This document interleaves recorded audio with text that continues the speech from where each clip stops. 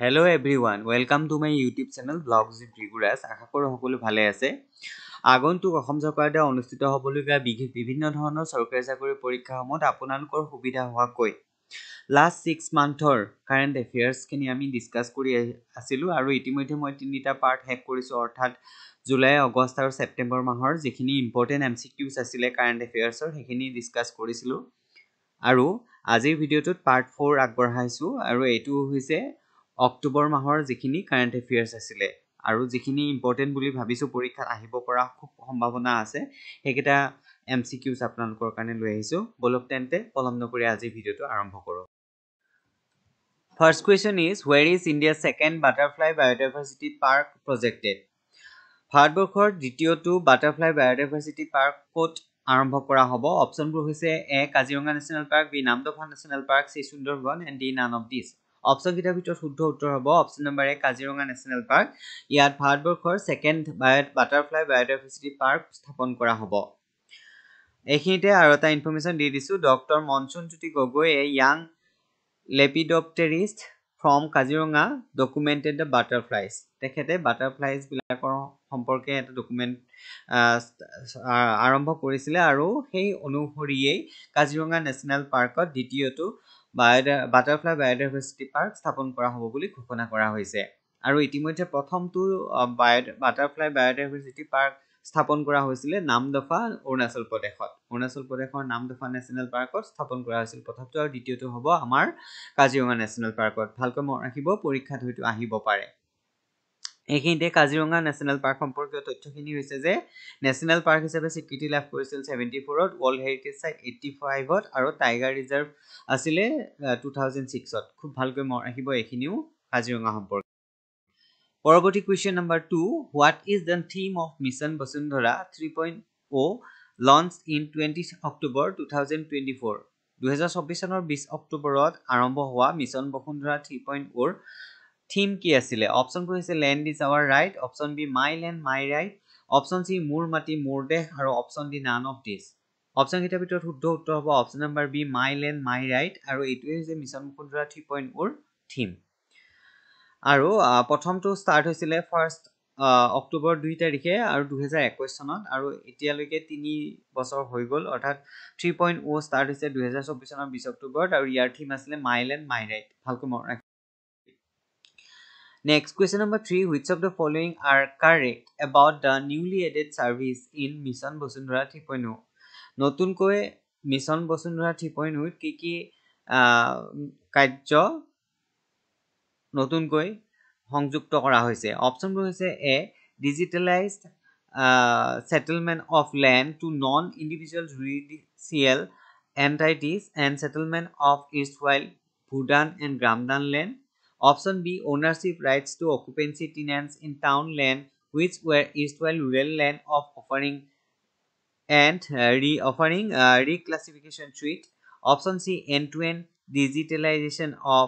annual patta to PP আৰু PP মানে periodic patta conversion with rationalized premium rates in urban areas and peripheral areas and settlement of land under Somitva village survey Somitva হৈছে এটা টেকনলজিক্যাল survey concept হয় যেটো জৰিয়তে village এৰিয়াত সাৰ্ভেবোৰ কৰা হ'ব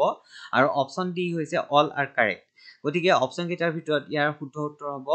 এ বি সি তিনিওটাই কাৰেক্ট গতিকে শুদ্ধ উত্তৰ হ'ব option D all are correct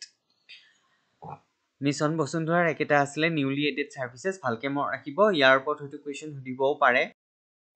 পৰৱৰ্তী প্ৰশ্ন question number 4 how many languages have declared as classical language of India as on October 3rd 2024 ইতিমধ্যে আমি সকলোৱে গম পাইছো যে অসমীয়া ভাষাটোকো ক্লাসিক্যাল ল্যাঙ্গুৱেজ হিচাপে স্বীকৃতি প্ৰদান কৰা হৈছে আৰু হেতু আমাৰ কাৰণে গৌৰৱৰ কথা হয় গতিকে এই কাৰণে এটো কোৱেশ্চন মনত ৰাখিব ভালকে কোৱেশ্চনটো হৈছে যে বৰ্তমানলৈকে কিমানটা ভাষা ক্লাসিক্যাল ল্যাঙ্গুৱেজ হিচাপে স্বীকৃতি প্ৰদান কৰা হৈছে আৰু ইয়াৰ অপচনবোৰ হৈছে অপচন এ 10টা অপচন বি 11 অপচন সি 12 আৰু অপচন ডি 13 অপচন কিটাৰ ভিতৰত শুদ্ধ উত্তৰ হ'ব অপচন নম্বৰ বি 11 এতিয়ালৈকে মুঠ 11টা ভাষা ক্লাসিক্যাল ল্যাঙ্গুৱেজ হিচাপে স্বীকৃতি প্ৰদান কৰা হৈছে আৰু ইয়াতে ইম্পৰ্টেন্ট ইনফৰমেশন এটা দি দিছো এটো হৈছে Assamese along with Pali Prakrit Marathi and Bengali languages gain Assamese classical status আৰু অসমীয়াৰ লগতে আন চাৰিটা ভাষায়ো এইবাৰ ক্লাছিকেল ষ্টেটাছ লাভ কৰিবলৈ সক্ষম হৈছে এইকেইটা হৈছে পালি প্ৰাকৃত মাৰাঠী আৰু বেংগলী ভালকে মনত ৰাখিব এইকেইটা নেক্সট আৰু এটা ইনফৰমেশ্যন দিছো এইটো হৈছে যে তামিল গেইনছ দা ফাৰ্ষ্ট ক্লাছিকেল লেংগুৱেজ ষ্টেটাছ আৰু ভাৰতবৰ্ষৰ প্ৰথমটো ধ্ৰুপদী ভাষা হিচাপে স্বীকৃতি লাভ কৰা ভাষা হৈছে তামিল ভাষা আৰু বৰ্তমানলৈকে কিমানটা আছে 11টা অসমীয়াৰ লগত আন চাৰিটা ভাষাই স্বীকৃতি লাভ কৰিছে এইখিনিও মনত ৰাখিব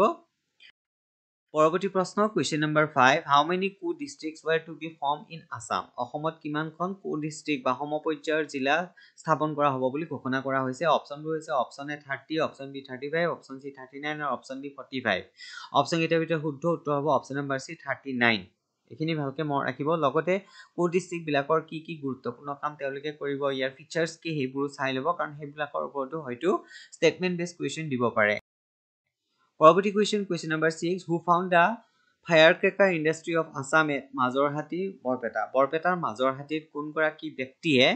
ফায়াৰক্ৰেকাৰ ইণ্ডাষ্ট্ৰি স্থাপন কৰিছে অপচনবোৰ হৈছে option A Lakshmi Ram Pathak option B Murali Barman option C Nipendra Barua আৰু option D none of this option কেইটাৰ ভিতৰত শুদ্ধ উত্তৰ হ'ব option number A Lakshmi Ram Pathak তেখেতে বৰপেটাৰ মাজৰহাটী নামৰ ঠাইত ফায়াৰক্ৰেকাৰ ইণ্ডাষ্ট্ৰি স্থাপন কৰিছে Question number 7. Recently, Asiatic golden cat was spotted in which of the following national park of Assam? অসমৰ কোনখন ৰাষ্ট্ৰীয় উদ্যানত golden Asiatic cat recently দেখা পোৱা গৈছিল আৰু অপচনবোৰ হৈছে option A Kaziranga national park option B Raimona national park option C Nameri national park আৰু option D Manas national park option কেইটাৰ ভিতৰত শুদ্ধ উত্তৰ হ'ব option number D Manas national park ইয়াত ৰিসেন্টলি এছিয়াটিক গোল্ডেন কেট দেখা পোৱা গৈছিল এইখিনিতে আৰু কেইটামান ইনফৰমেশ্যন দি দিয়া হৈছে মানস ৰিজাৰ্ভ ফৰেষ্ট ডিক্লেয়াৰ কৰিছিল 1928 তে তাৰ পিছত ওয়াইল্ড লাইফ সেঞ্চুৰী হিচাপে ঘোষণা কৰা হয় 1950 তাৰ পিছত নেশ্যনেল পাৰ্ক হিচাপে 1990 ঘোষণা কৰা হয় আৰু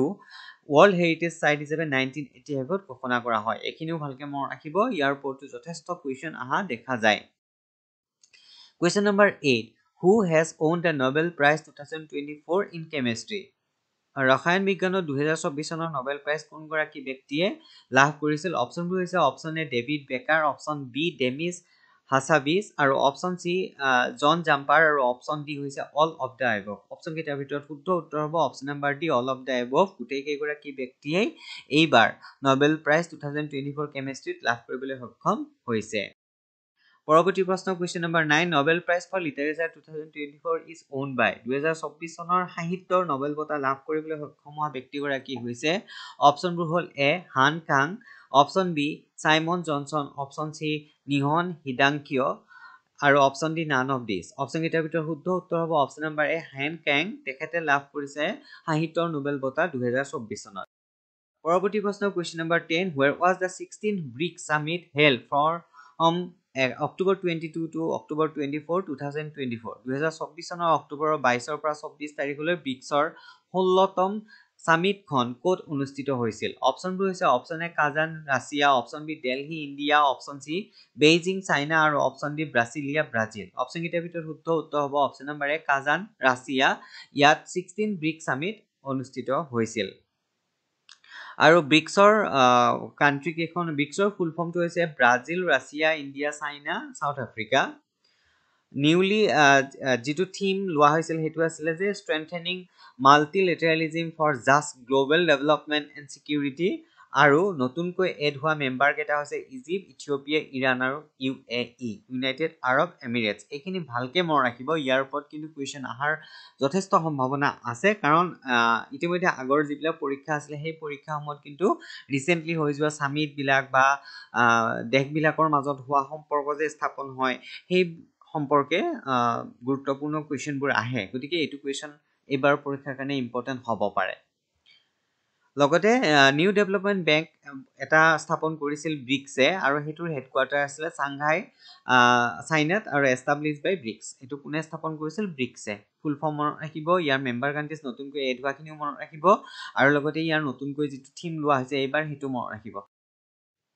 Next, question number 11. Which of the following company recently gains the 14th Maharatna status? Our Bharatbakor যিমানবোৰ কোম্পানী আছে এই কোম্পানীবিলাকক এটো কিছুমান ষ্টেটাস দিয়া হৈছে মিনিৰত্ন মহাৰত্ন নৱৰত্ন এনেকে গতিকে তলৰ কোনটো কোম্পানীয়ে ৰিসেন্টলি 14তম মহাৰত্ন কোম্পানী হিচাপে স্বীকৃতি লাভ কৰিছে অপচনবোৰ হৈছে A Hindustan Unilever Limited option B Oil India limited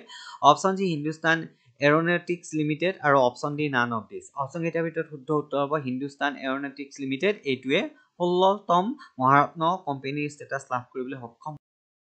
পৰৱৰ্তী প্ৰশ্ন question number 12 which of the following are correct about the changes to be seen in the justice statue at the Supreme Court of India ভাৰতবৰ্ষৰ supreme কোৰ্টৰ যেটো justice statue আছে মূৰ্তিটো আছে সেই মূৰ্তিটোত recently কি change add কৰা হৈছে অপচনবোৰ হৈছে এ The new statue is dressed in a sari replacing the western attire to reflect Indian cultural heritage. ভাৰতবৰ্ষৰ যি সাংস্কৃতিক ঐতিহ্য আছে হেতু প্ৰতিফলিত কৰিবৰ কাৰণে আগৰ যেটো western attire আছিলে সেই হাজযোৰ খলাই পেলে এতিয়া শাৰী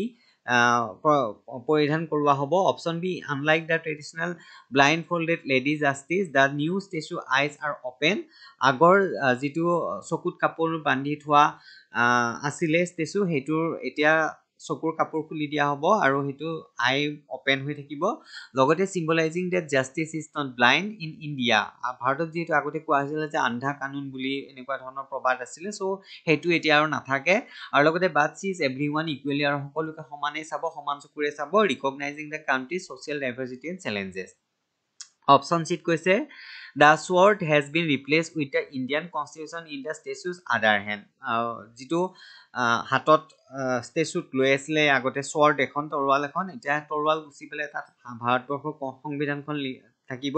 আৰু লগতে emphasizing the constitution supremacy in India's legal system আৰু ভাৰতবৰ্ষৰ আইনী ব্যৱস্থাত সংবিধানৰ যি প্ৰভুত্ব আছে হেতু দেখুৱা হ'ব আৰু লগতে over the use of force or punishment মানে শাস্তি প্ৰদানতকৈ সংবিধানখন যে বহুত ওপৰত হেতুৱে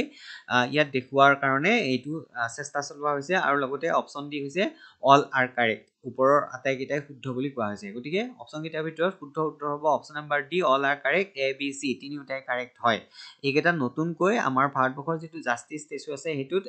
চেঞ্জ অনা হৈছে এখিনি ভালকে মন ৰাখিব ইয়াৰ ওপৰত প্ৰশ্ন আহিবই পৰৱৰ্তী প্ৰশ্ন 13 দা সাইক্লোন ডানা recently news was named by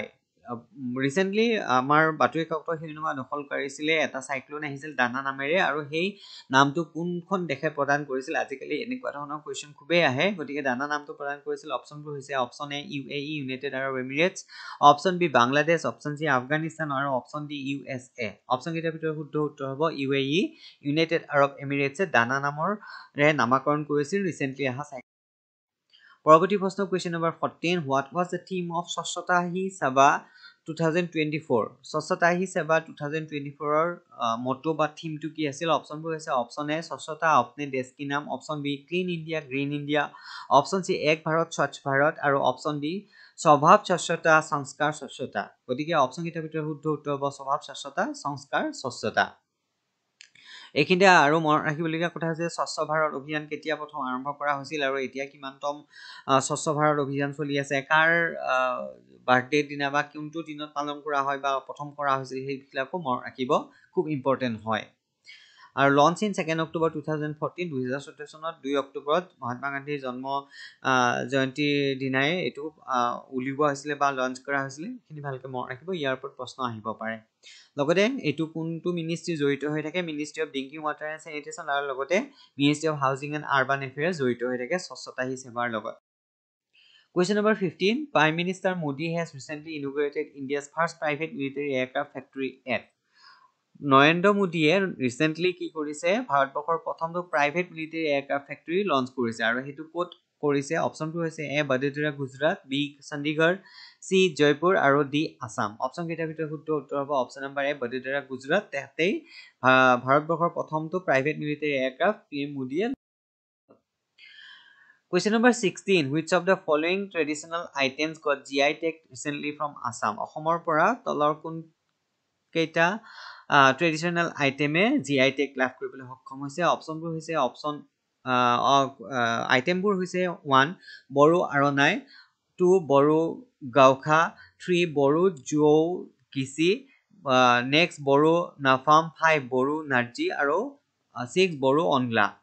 এইকেইটাৰ ভিতৰত অপশ্যনবোৰ দিয়া হৈছে A 1 3 5 and 6 only option B 1 2 and 4 only